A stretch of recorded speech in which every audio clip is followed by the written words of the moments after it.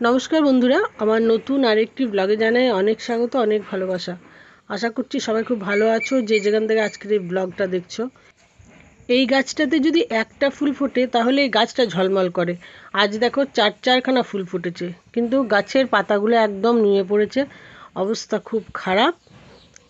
কারণ গাছের গোড়ার মাটিটা শুকিয়ে যাচ্ছে। আর এই গাছের এই বস্তাটার মধ্যে আমি এবার কিছু চন্দ্রমল্লিকা গাছও রেখে দিয়েছি। আজকে এত রোদ হয়েছে, একদম কাঠ ফাটা রোদ। এই স্ট্রবেরি গাছগুলো শুকিয়ে যাচ্ছিলো, তো আমি জলের মধ্যে রেখে দিয়েছি। কিছুটা জল সোক করে নিলে ওরা আবার ঠিক হয়ে যাবে। আর ওই লাল ফুলের গাছটাতে একদম শুকনো হয়ে যাচ্ছে। সকালবেলায় জল দেওয়া হয়েছে, তারপরেও এই অবস্থা। আর ছাদের এখানটাতে সবসময় জল ভরে রাখার কথা, জল ভরেও রাখা হয়। এই যে কলটা এখানে রাখা হয়েছে, কলটা খুলে দেওয়া হয়, এখানটা জল ভর্তি হয়ে যায়। কিন্তু তারপরেও এত টান মাটি যে সমস্ত ছাদের এই মেঝেগুলো শুকিয়ে যাচ্ছে। দেখো, এগুলোতে কিন্তু সবসময় চেষ্টা করা হয় যাতে জল ভরা থাকে।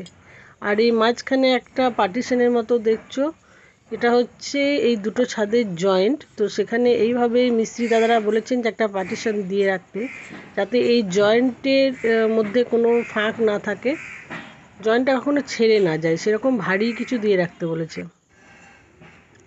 আমার লেবু গাছটার অবস্থাও খুব খারাপ, কোনো এক ধরনের পোকা এসে পাতাগুলো খেয়ে নিচ্ছে।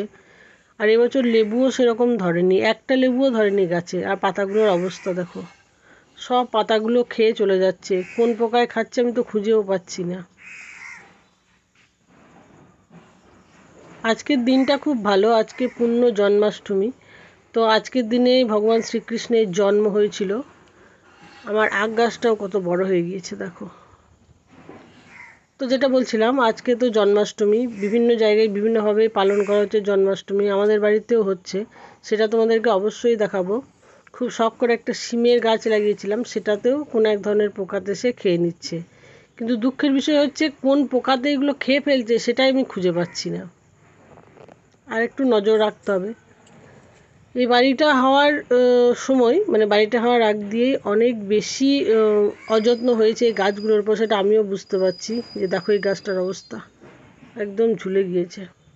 তবে হ্যাঁ, এর মধ্যে একটা ভালো জিনিস হচ্ছে, আমার বাগানে এই সময়, মানে এত রোদে এত গরমেও গাঁদা ফুল ফুটছে। দেখো, গাঁদা ফুলটা সাধারণত শীতকালে ফোটে বলে আমরা জানি, কিন্তু এই সময়ও গাঁদা ফুল ফুটছে কীরকম। এটা একটা ভালো দিক, সব খারাপের পিছনে তো একটা করে ভালো থাকে।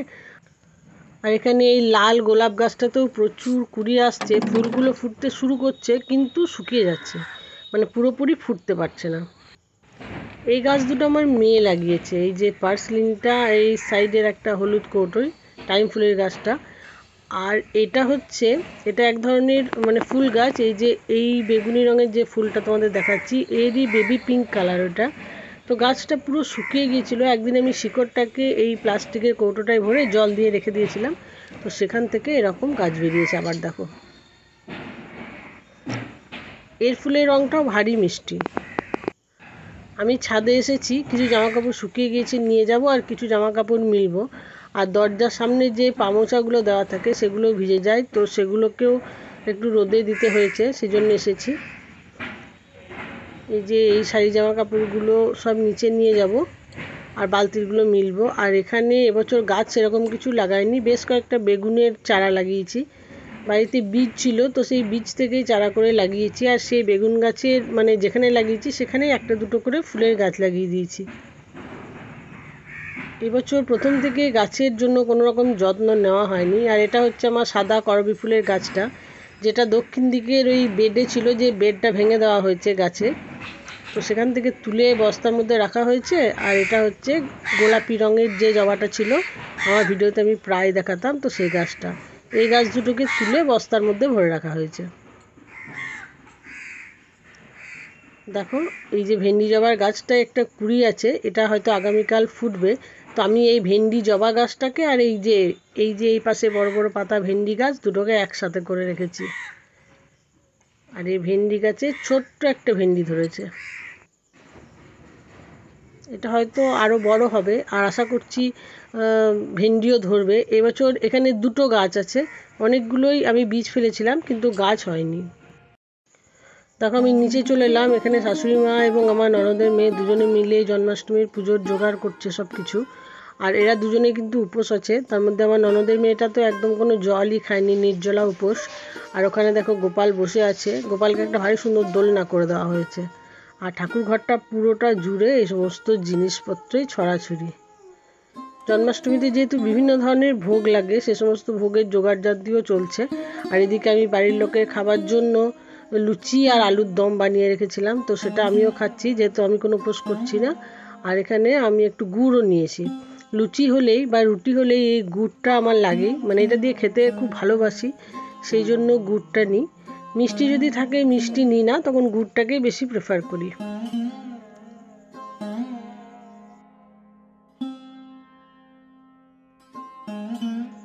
আজকে গোপালকে ভারী সুন্দর করে সাজানো হয়েছে এখানে। আর গোপালের দোলনাটা বিশেষ করে খুব সুন্দর টাঙানো হয়েছে, দোলনাটা বেশ সুন্দর দোলানো যাচ্ছে, এটা ভালো লাগছিল। আর আমার অনেক দিনের আগের একটা ভিডিওতে আমি বলেছিলাম আমাদের গোপালটা চুরি হয়ে গেছে। তো এগুলো আমার মেয়ের খেলনা গোপাল, এই যে ছোট ছোট দুটো, তো এই দুটোকেও সুন্দরভাবে সাজিয়ে এখানে রাখা হয়েছে। গোপাল তো গোপালই হয় বলো। তো যেটা বলছিলাম, আমাদের গোপালটা চুরি হয়ে গিয়েছিল, তো এই গোপালটা নিয়েও আরেকটা কাহিনী আছে, সেটা তোমাদেরকে অন্য কোনো দিন অন্য কোনো ব্লগে আর কি বলবো। তো এই দেখো গোপালের ভোগ এখানে সমস্ত রেডি হয়ে গিয়েছে, বিভিন্ন ধরনের জিনিস আছে। ওই বাটিটার মধ্যে ছোলা সিদ্ধ করে ভেজে রাখা আছে, এটাতে সিমুইয়ের পায়েস আছে, তারপর তালের লুচি দিয়ে ভোগ হয়েছে, এটাতে একটু মানে এগলেস, ঠাকুরের জন্য তো এগলেস কেক বানানো হয়েছে। আর কেকটা দেখতে কি সুন্দর লাগছে তাই না? দেখো এখানে তালের ক্ষীর আছে, মালপোয়া আছে, তারপর ঠাকুরকে গোটা ফল দিতে হয় সেটাও আছে, তালের বড়া আছে, তারপর মিষ্টি তো থাকবেই, যে কোনো পুজো মানে মিষ্টি তো থাকবেই। তো সব রকম আয়োজন এখানে মোটামুটি আমাদের পক্ষে যতটুকু সম্ভব সেটুকু করা হয়েছে। আর এটাতে কিন্তু আমি একদমই হাত লাগাইনি, মা এবং আমার ভাগ্নি দুজনে মিলে করেছে। পুজোর আয়োজন মোটামুটি কমপ্লিট, সেটুকু তোমাদের দেখিয়ে দিলাম। দেখো এখানে সব কিছুই কমপ্লিট, মানে পুজোটা করলেই হলো, বাকি সমস্ত রেডি আছে, ফুল সব কিছু। আর এই ঠাকুর ঘরের সাইডে এই যে ডিজাইনটা, এটা তো তোমাদেরকে দেখিয়েছিলাম এর আগে একটা ব্লগে, বেশ কিছুদিন আগের একটা ব্লগে, যে আমার মেয়ে এটা করছিল ফেব্রিক কালার দিয়ে। আর এই যে হচ্ছে গোপাল সোনা, গোপাল সোনা এখন বসে বসে দোল খাচ্ছে, দেখেও কি ভালো লাগে তাই না? কেমন একটা মোহ পড়ে যায়। গোপাল সবসময় ভারী মিষ্টি হয়, আর দেখো মুখটা মনে হচ্ছে ডাকলেই কথা বলবে। আর এই সমস্ত আয়োজন করার পর এখন ঠাকুরের যে পুজো সেটার অপেক্ষা। তো পুজো আমার শ্বশুরমশাই করবেন, তো চলো পুজো টুজো হয়ে যাক। দেখো বন্ধুরা, এখানে গোপালের পুজোর আয়োজন চলছে, আর ঘরটা একটু ধোঁয়া ধোঁয়া লাগছে কারণ এখানে ধূপ জ্বালানো হয়েছে। আর এই যে বাবা এখানে পুজো করছেন, সবাই বসে আছে বাড়ির। আমার ননদ এসেছে, আমার ননদের বাড়িতেই পুজোটা হওয়ার কথা ছিল, কিন্তু ওর শ্বশুরমশাই মারা যাওয়ার জন্য ওদের বাড়িতে এই ধরনের কোনো পুজো এখন হবে না, 1 বছর হবে না। তো সেই জন্য গোপালের পুজো আমাদের বাড়িতে হচ্ছে, আমাদের বাড়িতে আনা হয়েছে। এখানে আমি আছি, এখানে বাইরে মা বসে আছে, ভিতরে কোনো মানে জায়গা হচ্ছে না আর কি সকলের।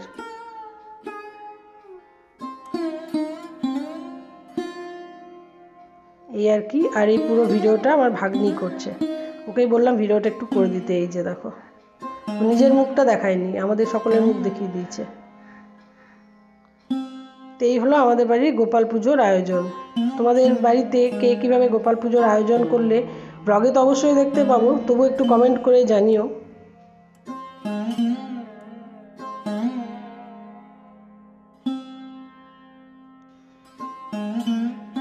এখানে দেখো অষ্টতর শতনাম পাঠ করা হচ্ছে শ্রীকৃষ্ণের, যেহেতু আজ গোপালের পুজো।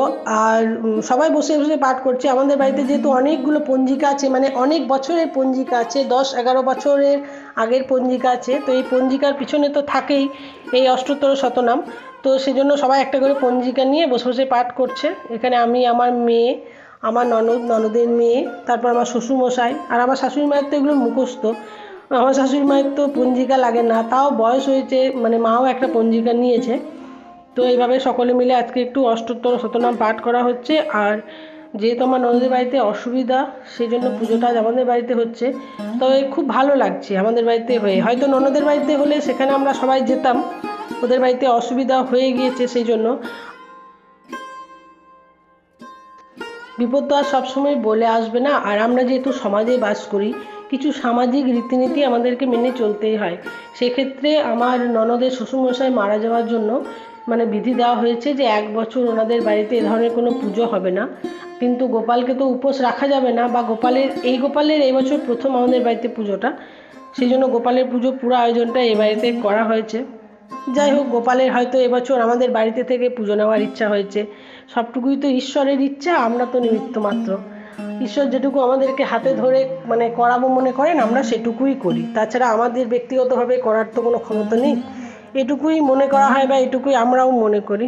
তো চলো, এখানে অষ্টোত্তর শতনাম পাঠের শেষে সকলকে প্রসাদ দেওয়া হবে। আর আজকে রাত্রে আমাদের খাবার এইটুকুই, মানে সমস্ত গোপালের যে জন্মাষ্টমী পুজোর প্রসাদ, তো সেই সমস্ত প্রসাদই খাওয়া হবে। তো চলো বন্ধুরা, এখন এসব পুজো পর্ব শেষ হোক। আর এই সময় আমি ভেবেছিলাম যে তোমাদেরকে একটু মানে এটা শোনাবো অষ্টোত্তর শতনামটা, কিন্তু যেহেতু আমাদের পাড়াতে এখন ভীষণ মাইকের আওয়াজ হচ্ছে, তোমরা তো সবাই জানো ভাগবত পাঠ হচ্ছে, সেই জন্য আর শোনাতে পারছি না। তো যাই হোক, ভয়েস ওভার দিয়ে তোমাদেরকে পুরোটা জানিয়ে দিলাম।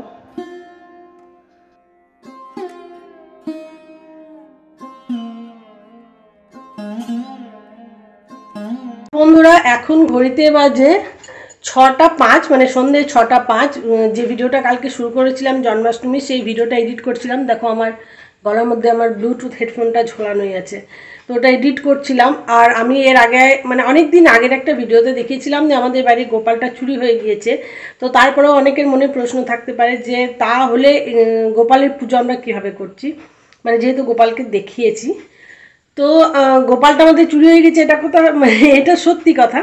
আর এখন যে গোপালটা দেখছো সেই গোপালটা অন্য একটা গোপাল। তো এই গোপালের কাহিনীটা তোমাদেরকে অবশ্যই জানাবো পরের কোনো একটা ভিডিওতে, যে ঈশ্বর চাইলে আবার ফিরে আসতে পারেন, এইটুকুই। আর কালকের দিনটা তো খুব ভালোই কেটেছে জন্মাষ্টমীর। আর আমি তো আরও তোমাদের বলে দিয়েছি যে কেন এবছর আমাদের বাড়িতে জন্মাষ্টমীটা হলো। অ্যাকচুয়ালি হওয়ার কথা ছিল আমার ননদের বাড়িতে, কিন্তু সেটা হয়নি, আমাদের বাড়িতেই হয়েছে। আর পুজো তো পুজোই, যে কোনো জায়গায় হোক পুজো তো মানে কারণ নির্দিষ্ট বাড়ি বলে হয় না, ঈশ্বরের পুজো যে কোনো জায়গায় হতে পারে। তো দিনটাও খুব ভালো লেগেছে আমাদের। আর ভিডিওটা আমি এডিট করছিলাম, তো কালকে ভিডিওটা শেষ করতে পারিনি। কালকে পুজোর পরে ভাগবত পাঠের ওখানেও গিয়েছিলাম, ভালো লাগছিল। আর তারপর বাড়ি ফিরে যাই, তারপর আর ভিডিওটা শেষ করা হয়নি, মানে ভীষণ ঘুম পাচ্ছিল, তো শুয়ে পড়েছিলাম সবাই। আর আজকে সারাদিন একদমই সময় পাইনি ভিডিওটা শেষ করা। তো এতক্ষণে এডিট করতে করতে আমার সময় হলো ভিডিওটাকে শেষ করার। তো ভিডিওটা কেমন লেগেছে তোমাদের, যদি ভালো লাগে অবশ্যই লাইক কমেন্ট শেয়ার করো। যারা নতুন বন্ধু আসছো তারা প্লিজ আমার চ্যানেলটাকে সাবস্ক্রাইব করো এবং আমার ভিডিওতে একটা করে লাইক দিও, কারণ তোমরা তো জানোই যে কোনো কন্টেন্ট ক্রিয়েটারের কাছে একটা লাইক মানে কত মূল্যবান। আর আমি এখন এই ভিডিওটা এডিট করব, তারপর রাত্রে খাবার বানাবো। রাত্রে খাবার এখনও বানাইনি, আর অনেক দিন ভিডিও করিনি, তো কিছুটা অভ্যাসগত পরিবর্তনও হয়ে গিয়েছিল। তো আবার পুরনো ছন্দে ফিরতে হচ্ছে একটু একটু করে। আর আমার এটা ভীষণ ভালো লাগার জিনিস, ভীষণ মানে কি বলবো, এনার্জির জিনিস ভিডিও করাটা আমার কাছে। জানি না কোনো দিন সফল হতে পারবো কিনা বা কবে সফল হবো, কিন্তু ভিডিও করি, খুব ভালো লাগে ভিডিও করতে। তো চলো, আজকে আর বক করবো না, অনেক বক করে ফেললাম। আর ভিডিওটা কতটা বড় হয়েছে জানি না। অতিরিক্ত বড় ভিডিও হলে তখন বন্ধুদের মানে দেখতেও অসুবিধা হয়, আর ভিডিওটা একটু ছোট রাখলে তখন দেখতে সুবিধা হয় সকলের। তো সেই জন্য ভিডিও এখন খুব একটা বড় করি না, ছোট ভিডিওই করি। তো ভিডিওটা তোমাদের কেমন লেগেছে আবার বলছি কমেন্ট করে জানিও। তোমরা সবাই খুব ভালো থাকো, সুস্থ থাকো। দেখা হবে আমার নতুন কোনো একটা ব্লগে। সামনে অনেক নতুন নতুন দিন আসছে, স্পেশাল কিছু দিন। আর তোমাদের তো বললামই যে আমাদের এই নতুন যে গোপালের কাহিনীটা সেটাও তোমাদের সাথে শেয়ার করব। তো আমার চ্যানেলে চোখ রাখতে থাকো, ভিডিও দেখতে থাকো। দেখা হচ্ছে খুব তাড়াতাড়ি, ততক্ষণের জন্য সবাইকে টাটা।